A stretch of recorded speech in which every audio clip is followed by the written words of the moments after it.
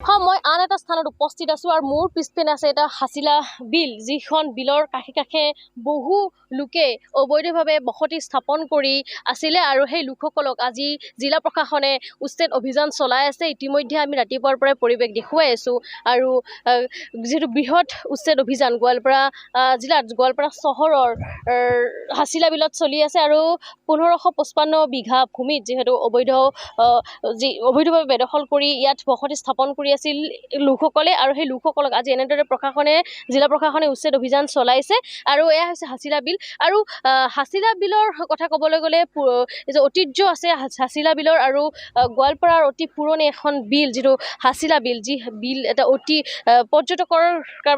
পৰ্যটকৰ কেন্দ্ৰবিন্দু আছিল এসময়ত আৰু বহু সুন্দৰ এটা পৰিৱেশ আছিল, প্ৰাকৃতিক সৌন্দৰ্যৰে ভৰপূৰ গোৱালপাৰা জিলা, এয়া সকলোৱে জানে। আৰু গোৱালপাৰাৰ বহুকেইখন বিল আছে, যেনেদৰে উৰ্পদ বিল, এয়া হাছিলা বিলৰ যি সৌন্দৰ্য ক'ব গ'লে ইয়াৰ অন্য এটা ৰূপ আছিল, কিন্তু কিছু বছৰ পূৰ্বে আচলতে লোকসকলে আহি ইয়াত বসবাস কৰি এনেদৰে আছিলে আৰু এইসকল লোক আচলতে নদী ভঙা লোক বুলি আমি জানিবলৈ পোৱা গৈছে, নদী ভঙা লোক। আৰু এই লোকসকলে আহি এনেদৰে বসতি স্থাপন কৰি আছিলে, বহু বছৰৰ পৰা ইয়াত বসতি স্থাপন কৰি এনেদৰে ইয়াত আছিলে আৰু ক্ৰমাৎ আচলতে এই হাছিলা বিলখন নিশেষ হৈ যাবলৈ ধৰিছিলে আৰু ইয়াৰ যি গোৱালপাৰা জিলাৰ লোকসকল বা যিসকল সচেতন নাগৰিক বা সচেতন লোক, তেওঁলোক বাৰম্বাৰ আচলতে চৰকাৰক দাবী জনাই আহিছিল যে হাছিলা বিলৰ যি অবৈধ বেদখলকাৰীসকলক উচ্ছেদ কৰিব লাগে, এনেধৰণৰ চৰকাৰক বাৰম্বাৰ আচলতে অনুৰোধ কৰিছিল বা দাবী জনাই আহিছিল। আৰু চৰকাৰে তেনেধৰণে যিহেতু পদক্ষেপ হাতত লৈ ততাতৈয়াকৈ এনেদৰে এই হাছিলা বিলত উচ্ছেদ অভিযান আজি এনেদৰে চলাইছে আৰু এক বৃহৎ এলেকা 1555 বিঘা ভূমিত এনেদৰে অবৈধ বেদখলকাৰীসকলক এনেদৰে আজি জিলা প্ৰশাসনে উচ্ছেদ অভিযান চলাই থকা দেখিবলৈ পোৱা গৈছে। 20খনকৈ এক্সকেভেটৰৰ সহায়ত এনেদৰে বাসগৃহসমূহ ভাঙি দিয়া হৈছে আৰু যিহেতু মুখ্যমন্ত্ৰী হিমন্ত বিশ্ব শৰ্মাই গোৱালপাৰাৰ উচ্ছেদক লৈ এক কঠোৰ স্থিতি লোৱা দেখিবলৈ পোৱা গৈছে। ইয়াৰ পূৰ্বেও তেওঁ গোৱালপাৰাৰ যি অবৈধ বেদখলকাৰীৰ কথা তেওঁ সংবাদ মাধ্যমৰ আগত কৈছে, গোৱালপাৰাত যে উচ্ছেদ হ'ব সেই বিষয়েও তেওঁ ইয়াৰ পূৰ্বেও সংবাদ মাধ্যমৰ আগত উল্লেখ কৰিছে আৰু এক কঠোৰ স্থিতি লোৱা দেখিবলৈ পোৱা গৈছে।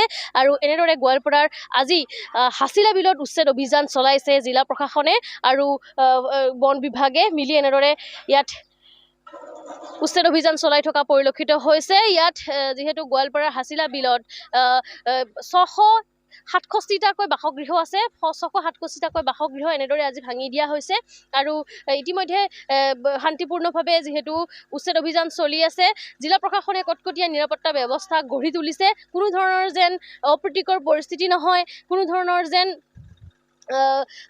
শান্তিপূৰ্ণভাৱে যেন উচ্ছেদ অভিযান চলে, তাৰ বাবে জিলা প্ৰশাসনে কটকটীয়া নিৰাপত্তা ব্যৱস্থা গঢ়ি তুলিছে। কোনো বাহিৰা লোকক ইয়াত প্ৰৱেশ কৰিবলৈ দিয়া নাই, কোনো ধৰণৰ বাহিৰা লোকক প্ৰৱেশ কৰিব দিয়া নাই আৰু বাৰম্বাৰ মাইকিং যোগে ইয়াত আৰক্ষী প্ৰশাসনে মাইকিং যোগে ইয়াত এলান দি আছে বা জাননী দিয়া হৈছে যে লোকসকল যিসকল ঘৰৰ ভিতৰত সোমাই আছে সেইসকল বাহিৰত ওলাই আহিব লাগে। আৰু এনেদৰে দেখিবলৈ পোৱা গৈছে বয় বস্তুসমূহ লৈ লোকসকল বাহিৰত ওলাই গৈছে।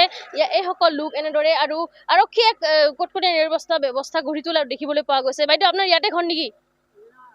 আপোনাৰ ঘৰ ভাঙিছে নেকি?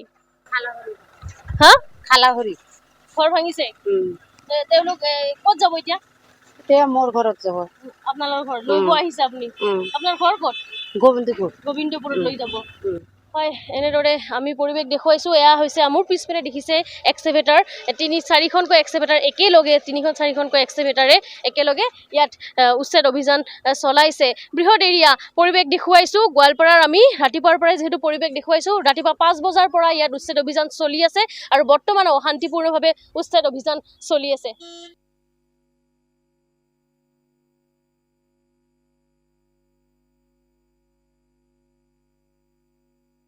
পুৰণি মানুহ, আজিৰ পৰা প্ৰায় 50-60 বছৰ মানে পুৰণি মানুহ।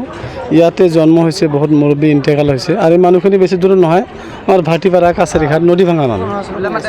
আৰু আজি এটা দেখা পাইছোঁ যে যিহেতু চৰকাৰে যোনটা আমাক মানে এৰিয়া দেখাই দিছে, সেইটো কোনো একজেক্ট ফাইনেল হোৱা নাই। এই কথাখিনি আমি ডিচি ছাৰকো জনাইছোঁ, লেটাৰো দিছোঁ, যোৱাকালি অশোক চংঘাল সন্মানীয় মন্ত্ৰী তেখেতে আছিল গাৰ্জেন মন্ত্ৰী তেখেতকো লেটাৰ এটা দিয়া হৈছে আশা কৰিছিলোঁ যে আচলতে একজেক্ট পইণ্টটো দিলে মানুহখিনি উচ্ছেদ হৈ আছে আৰু হ'ব আৰু গোটেই অসমৰ ভিতৰত এটা বস্তু দেখা পাইছোঁ যে আমাৰ এই অঞ্চলৰ মানুহখিনি একেবাৰে সহজ সৰল কোনো হাই কেচাল নাই প্ৰশাসনে আহিছে শান্তিভাৱে ভাঙি কৰি আছে মই ক'ব খোজোঁ এই মানুহখিনিৰ উচ্ছেদ কৰি দিয়া হৈ আছে ভাল কথা কিন্তু পৰৱৰ্তী যাতে এই মানুহখিনিৰ বিহিত ব্যৱস্থা কৰা হয় এইখিনি আমাৰ আশা থাকিব যাতে আৰু আমি ৰাইজক কওঁ যে ৰাইজৰ মিলিহে নাই চৰকাৰক প্ৰশাসনক আমি হেল্প কৰি আছোঁ কোনো যাতে হাই কেচাল নহয় শান্তিপূৰ্ণভাৱে হওক